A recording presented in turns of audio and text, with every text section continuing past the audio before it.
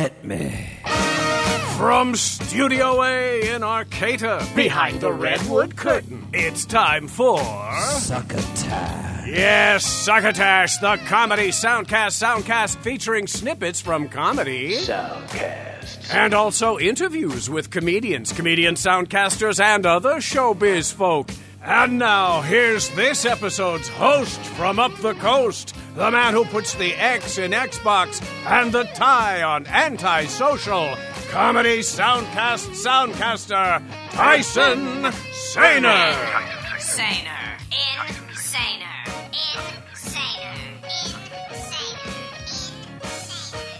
Saluton, estas me, Tyson Saner. Welcome to Succotash, the Comedy Soundcast Soundcast, episode 296. I am your host this week for a more or less typical Clips episode of Succotash. Last week, in episode 295, my co-host and your every other show host, Marc Hershon, brought a bouquet of clips from the Soundcasts known as Comedy Gold Mines with Kevin Hart, Hypochondriactor, The Extramundane with Matt West, and Let's Make a Sci-Fi. Episode 295 also had the distinction of being the episode of Succotash that featured the debut of a new, quote, thing, unquote, for the show. That particular, quote, thing, unquote, being an audio presentation of a humorous essay that was adapted by Marc Hershon and comedian Dan St. Paul from his blog Slices. It was called The No Tube Alternative, and you can also read that one and over 3 dozen more at danstpaul.substack.com. That is DANSTPAUL.substack, which is SUBSTACK.com. You can listen to the episode in its entirety at www.succotashshow.com in our show archive, and I encourage you to do so at your earliest convenience, should that sort of thing be of interest to you. In this week's episode, I've got clips from 3 soundcasts for you. They are called JudyCast with Frances Gumm, The Ramble, and Lightning Bugs Conversations with Ben Folds. There's also likely to be a classic spot from our ubiquitous fake sponsor, Henderson's Pants, delivered with abject professionalism by our esteemed announcer, Bill Haywatt. Let's get to it, shall we? First up, JudyCast with Frances Gumm from JudyCast. Now that is capital J-U-D-Y and then capital C-A-S-T squished together. Its description says, JudyCast is a surreal talk/variety show hosted by Judy Garland and her band of Hollywood and Broadway legends. Solely voiced and produced by Bill Phair, there's really no other podcast like it. Now, as of December of 2021, there are 25 episodes to be listened to. And even though this clip is from the episode that posted on March 5th, 2006, and is the oldest episode available on iTunes, it references itself in the episode as the 11th episode. Also, this show predates Succotash by around 5 years. The episode is called A Tetris Valentine, in which, the description says, Judy discusses the love of her life and plays Tetris. Most of the episodes are under a half hour long, and the Tetris stuff will come later in this episode. I thought I'd go back to an early portion of this quote-unquote first episode, which is just the earliest that I could find. You know, Roger, it's been so cold, hasn't it? Mm-hmm. It's so cold, you know. When I lived in Minnesota, I was a very little girl. It used to get so cold.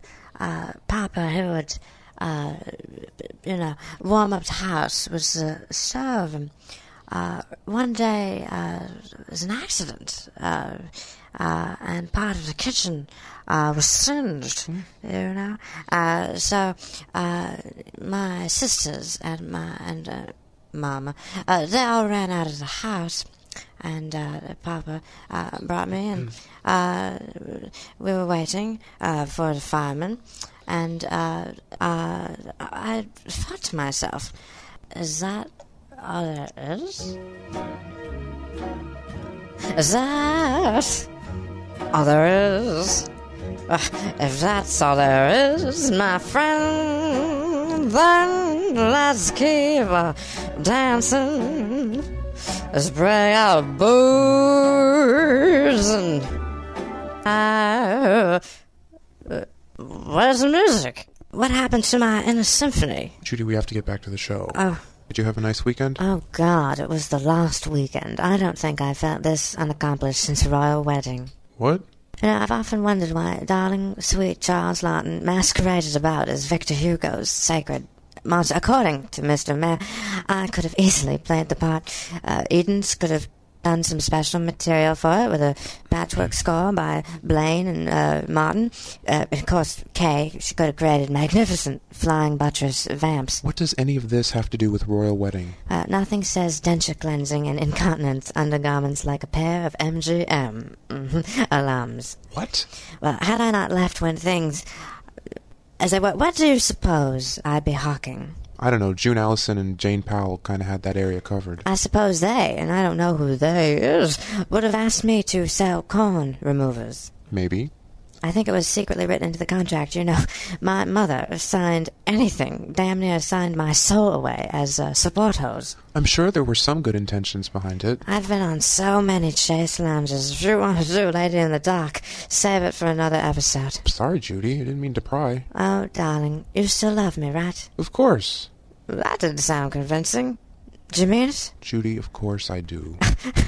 Good. Okay.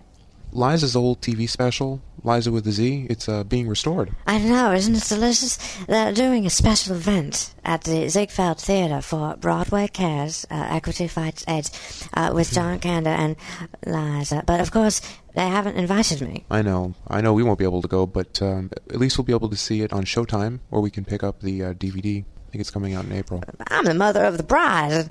They don't want me there. Judy, you know our situation is unusual. At any rate, a mother's kisses to you. Oh, and she was in New York Magazine in the last issue. Don't you just love that cultural matrix? Yes, I do. Hey, let's take a call. Yes, let's. Hey, Judy, this is Drew from Memphis. Oh, Drew, hello. I just heard the podcast from this week where you talked to me on air, and I was so excited. I almost drove off the road. What? But I didn't. Thank God. Anyway, I just wanted to call and say thanks for talking to me, and...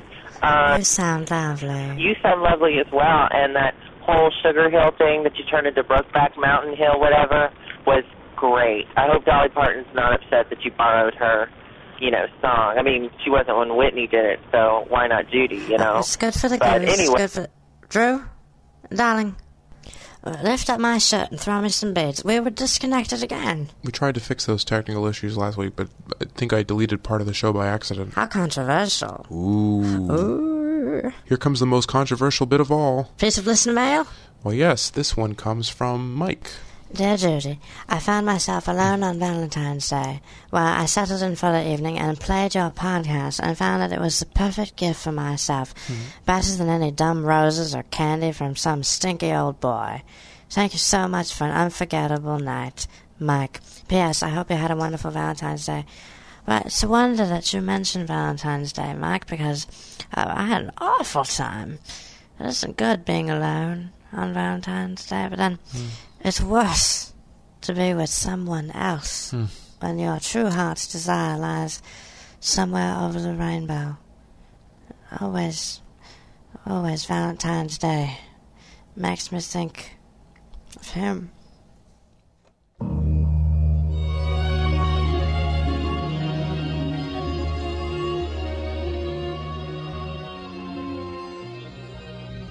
So the show is still putting out episodes, and it does not currently have a Twitter account that I could find. Also, Bill Phair does not seem to have a Twitter account. But you can go to www.judycast.com for more information. That is www.judycast.com. Next up, The Ramble from Jerry Rocha. Its description says, comedian Jerry Rocha talks about whatever is on his mind at the time. Fair enough.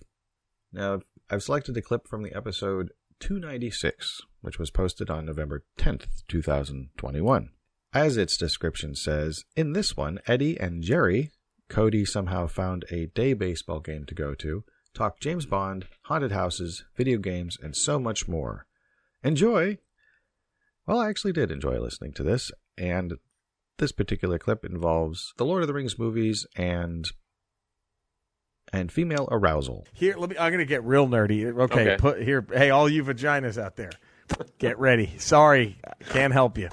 As you're going to get wet with this. But might want to listen to this episode in the bathroom, in the tub with the get the dildos handy, ladies, because here we go.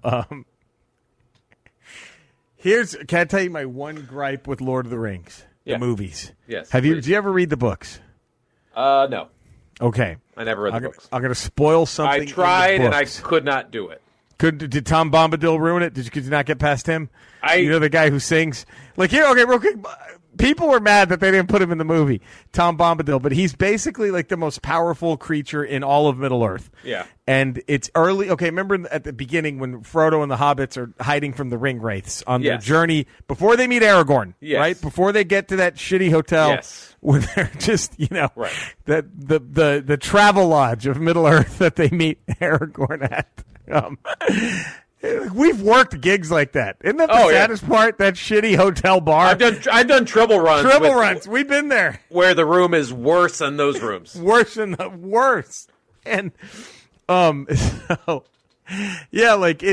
so they hide from the ring wraiths, and a tree starts to eat them in the book.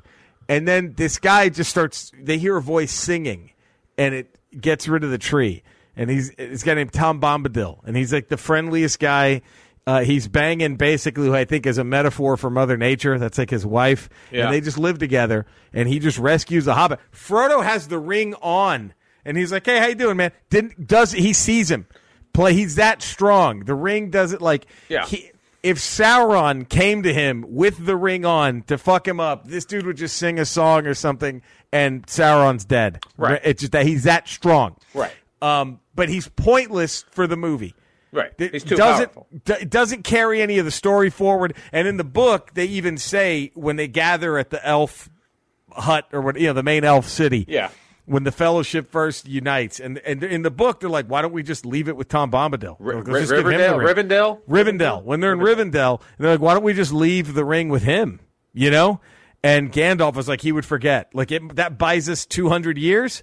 But he's still going to get it because Tom would just forget about it because it doesn't affect him. And someone else would find it, and we have the same problem. He's so powerful, it doesn't matter to him. Yeah, it's so powerful. So they left him out. Good. But anyway, in the books, at the end, I don't know, did you see the extended cuts of the movie? Yes. Okay, remember when the king of the ring wraiths, when he flies up and he destroys Gandalf's staff, and it looks like he's about to kill him, and then he leaves, and then the woman kills him because she exploits the no man can kill me. And she's like, well, yeah, good, I'm not a man, fuck you, right? Right. I love that part. Yeah. What I didn't like was in the book, it's completely different. He flies up to Gandalf, and Gandalf's like, you want some of this? You really want to fuck with me? And he flies away. Like, Gandalf doesn't quite say those words. Right. But Gandalf literally is like... an F-bomb in Lord of the Rings. He basically says, well, if it's on, motherfucker, then it's on, G. Well, if it's on, motherfucker, and the guy just is like, I don't want any piece of this, and he flees. Right. I know for the movie it's better to have the dramatic purpose of Jesus. No one's going to stop this guy. But it also shows how powerful Gandalf was. Shows how powerful Gandalf, the big G. He had stopping him. So that was the one thing that disappointed. One thing I didn't like about the extended. I wanted to see that scene where Gandalf was like, well, fuck you, motherfucker. Let's do something. You want to do something? Let's do something. You want to throw down? Let's throw down. You want to fucking squab? We're going to squab? That's what he says. Squab. You want to squab? We're going to squab? We're going to squab. And he gets does this. And they're both right there. They're chesting. They're chesting. Yeah, chesting. They're going to throw fists. You want to throw fists? I'll throw fists. And then he leaves. Yeah. That's just saying. But so, all right. Vaginas.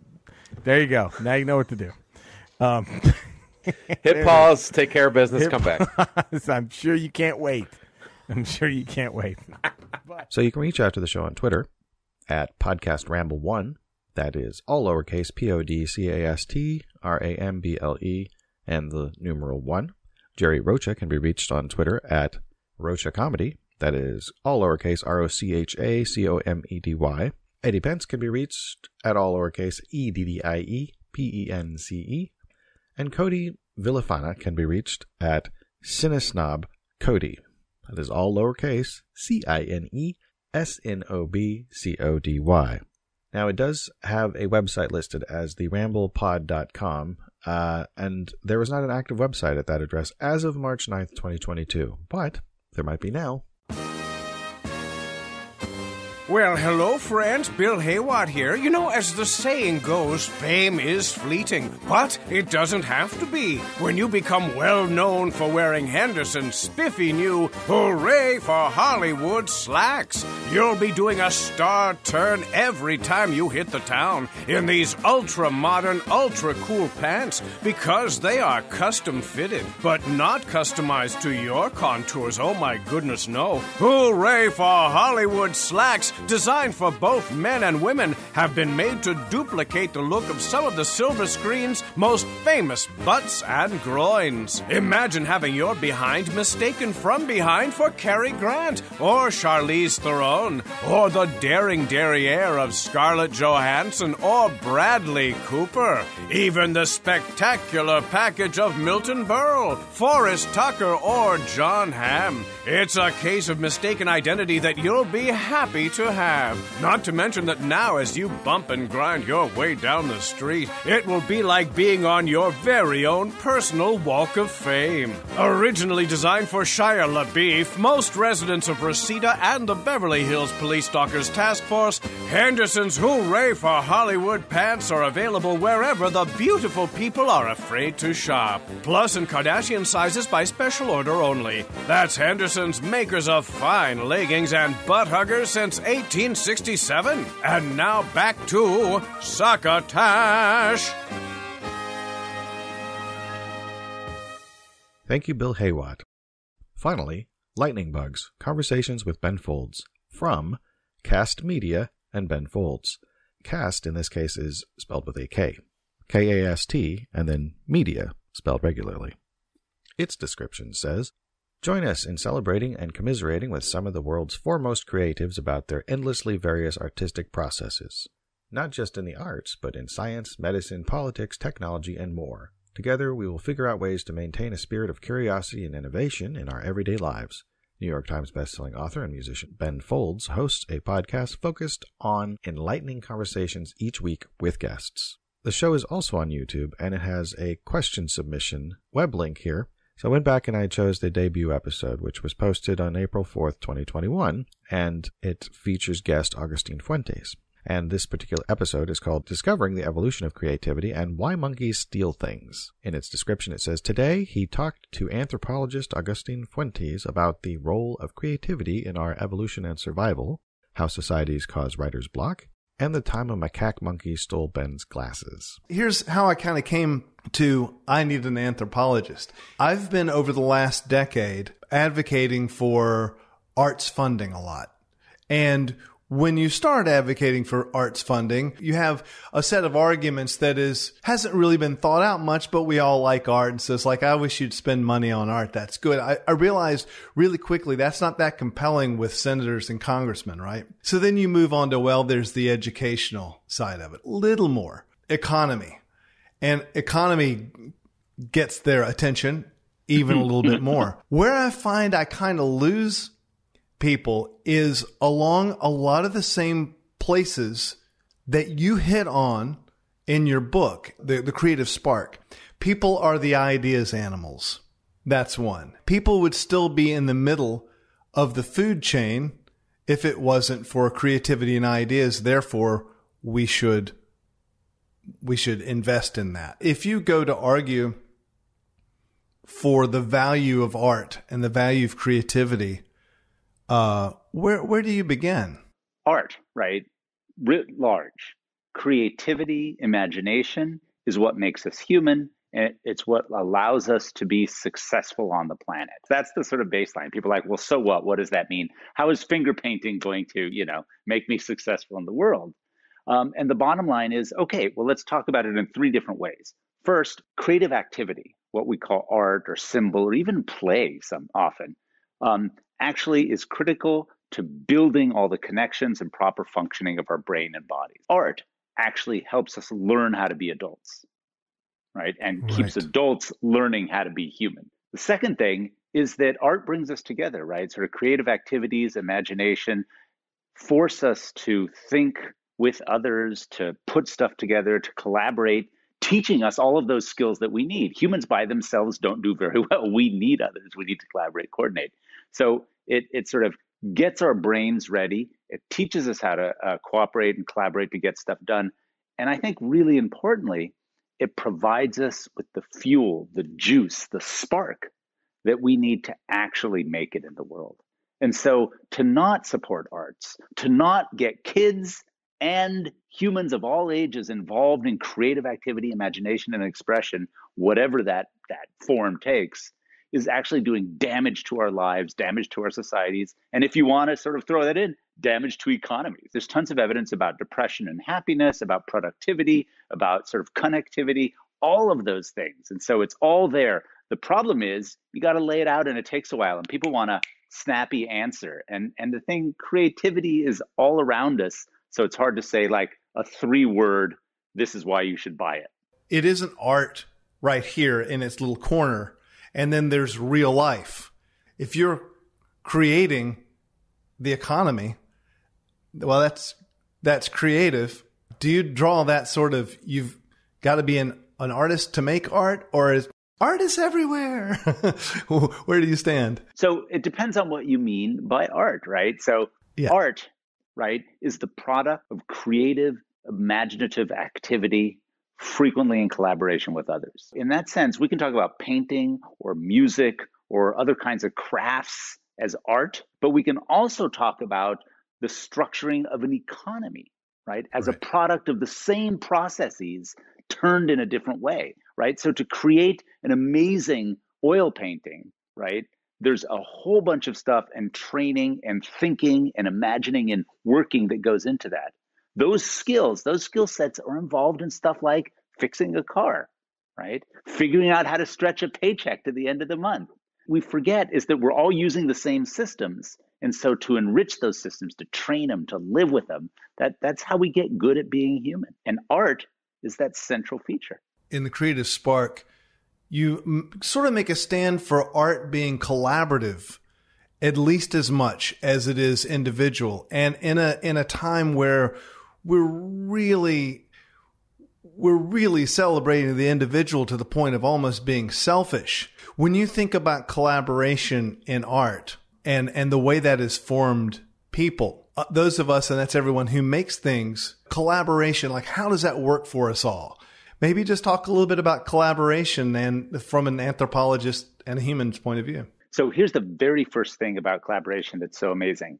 Our brain, right? That it's connected to the rest of the body. The brain doesn't do anything by itself. It's all connected, but the brain is so important, the neurobiology, those structures. So your brain's resting state, right? The human brain, when it's at rest, when you're just not doing anything, it's in what we call the social state. It's in the same state as it is when you're interacting with others. So when we're alone and resting, our brain is turned on and social. And that's because that's how we learn, how we engage, how we grow up and become human. So when I talk about collaboration, it's often that some one individual does something amazing, but that one individual, as you just said, was using a piano built by other people, was learning tunes that others have written and taught to that individual, was trying to emulate the kind of music or information or sounds or experience that they heard somewhere else. When we're by ourselves, and we're by ourselves a lot now in the contemporary lockdown pandemic, we have to remember that we're never alone actually in here. Our brain's resting state is one of interconnection. So we're always thinking with, about, and through others. So the show does not have a dedicated Twitter account as of yet. Ben Folds can be reached at Ben Folds, capital B-E-N, capital F-O-L-D-S. Augustine Fuentes can be reached at Anthrofuentes, that is capital A-N-T-H-R-O-F-U-E-N-T-E-S. And the podcast's main website is listed at www.benfolds.com/podcast. And apparently you can submit questions to them at www.speakpipe, that is speakpipe.com/Ben Folds, capital B and capital F on the Ben and the Folds respectively. Well, there you have it. There's another episode of Succotash for the archives. It's almost 11 years deep in that thing. If you didn't already know that, you do now. I do hope you found something interesting in this week's offerings. If you didn't, then there's a very good chance that you will find something of interest in another episode. There's simply too wide an array of talent and personalities that have been sampled for you over the years that if absolutely nothing interests you in any single existing episode, then all I have to say to you is, don't give up trying. New episodes come out every week. I'm sure we will catch your interest at some point. Anyway, thank you for listening. Be decent to each other. And if you'd like to get a second opinion on what you just heard, or you would just like to share us with others, then by all means, pass the Succotash. You've been listening to Succotash, the Comedy Soundcast Soundcast, with your host, Tyson Saner. Brought to you by Henderson's Pants and... Imagine your company's name right here. Rate us and review us at Apple and Google Podcasts. Find us on the web at succotashshow.com, on Stitcher, on iHeartRadio, on YouTube, on SoundCloud, and wherever fine soundcasts are streamed and or downloaded. Follow us on Twitter and Instagram at Succotash Show. Like us on Facebook. Email us at tyson@succotashshow.com or call into the Succotash Skype line at our toll call number 818-921-7212. That number again is 818-921-7212. You can also upload clips from your favorite comedy soundcasts directly to us using our direct upload link at hightail.com/u/succotash. Succotash is produced and engineered by Joe Paulino through the auspices of Studio P Sausalito, the home of the hit. Our hosts are Marc Hershon and Tyson Saner. Our musical director is Scott Carvey. Our booth assistant is Kenny Durges. Succotash is executive produced by Marc Hershon. Until next time, I'm your loyal booth announcer, Bill Haywatt, reminding you to please pass the Succotash. Goodbye.